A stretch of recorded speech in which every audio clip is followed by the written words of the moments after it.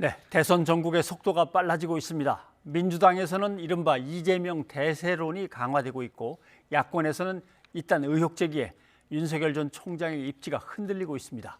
정치권 소식 최영일 시사평론가와 정리를 해보겠습니다. 어서 오십시오. 안녕하세요. 예. 충청권이 이재명 지사를 선택하긴 했는데 꽤 압도적으로 선택했습니다. 압도적입니다. 예. 54%를 훌쩍 넘겼고요. 55%에 육박하고 반면에 2위와의 격차가 굉장히 큽니다. 예. 한 10%포인트 차만 나도 상당히 좀 이재명 지사의 대세론이 불 것이다 이런 예상이 있었는데요.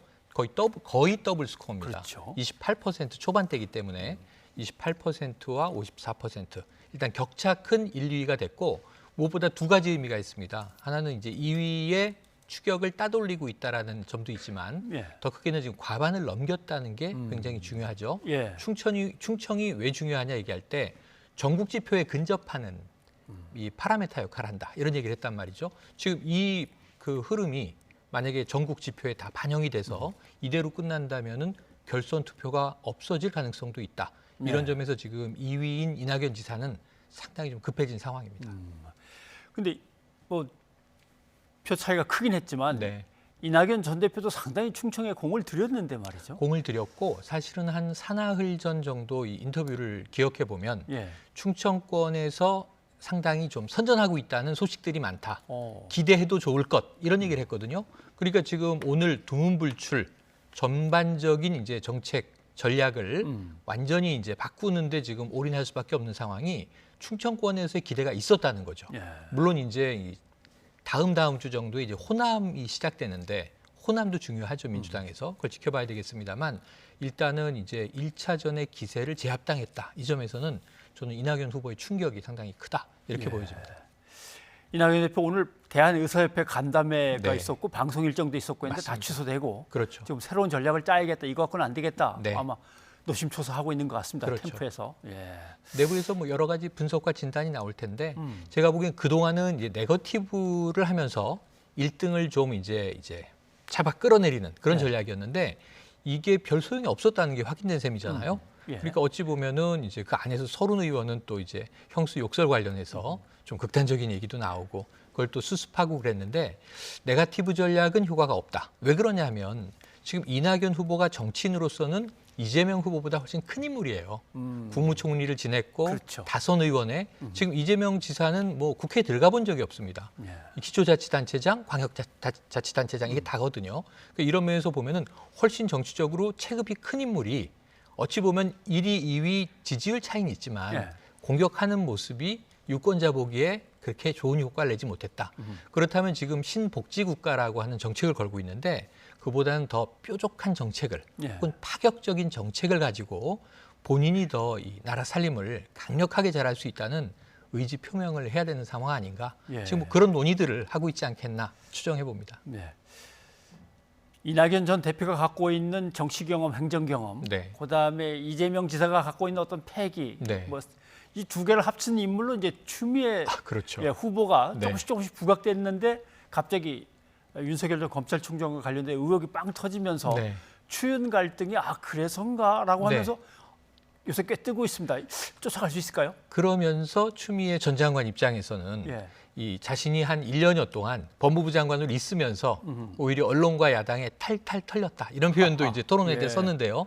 이제는 거 봐. 내 말이 맞았잖아. 이제 이렇게 좀 큰 소리를 칠 수 있는 입장으로 전환이 돼서 내가 그때 수사 지휘를 하고 예. 감찰을 명한 데는 다 이유가 있다. 지금 이제 이렇게 좀 으쓱해도 좋을 분위기가 됐어요. 적어도 여권 지지층에서는요. 그런 상황이다 보니까 말씀하신 대로 추미애 후보가 좀 이제 이 역전의 발판을 만들어가고 있는데 여전히 문제는 이 두 자릿수 지지율까지는 아직 못 올라가고 있어서 예. 이 확장성의 문제를 계속 지적받고 있습니다. 강성 지지층과 또 개혁 지향을 하는 유권자들에게는 분명히 어필한다. 네. 그리고 추윤 갈등 때 이 언론에 그렇게 보여줬던 굉장히 좀 이상한 모습으로 그려졌죠.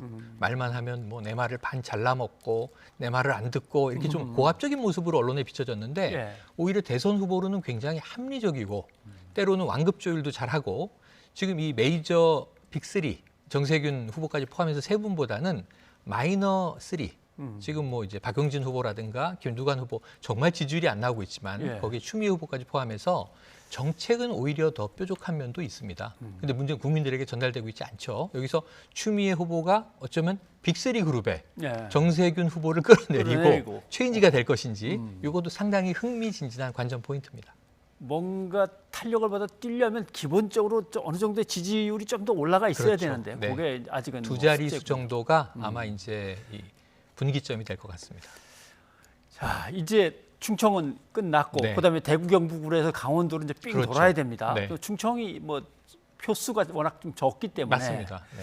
뭐 새로운 기대를 걸고는 있겠습니다만 어떻습니까? 이재명 지사의 독주왕이 계속 될까요? 그러니까 이제 그 다음은 호남 대전인데 예. 호남 대전으로 넘어가기 전에 지금 말씀하신 것처럼 이제 11일에는 대구 경북 TK 지역 경선인데 여기는 또 이재명 지사가 유리하잖아요. 그렇죠. 사실은 이번에 충청권으로 가기 전에 대구 경북을 찍고 간 것으로 확인됐고 TK 지역에 가서는 고향을 강조하면서 도민의 노래까지 부른 장면이 오늘 이제 보도가 되더라고요. 예. 그러니까 이제 1위 후보는 지금 그 다음 수순까지 준비하고 있는 상황이고 강원 경선도 이제 충청과 비슷한 성향입니다. 지켜봐야 되는데 예.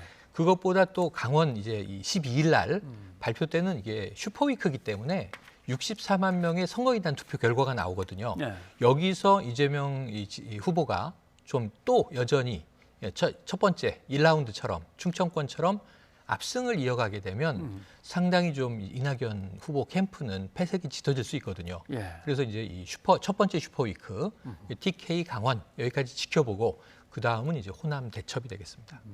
알겠습니다. 자, 국민의힘도 얘기를 좀 해봐야 네. 될 것 같습니다. 뭐 윤석열 전 총장은 이준석 대표를 만날 수밖에 없습니다. 그렇죠. 만났습니다.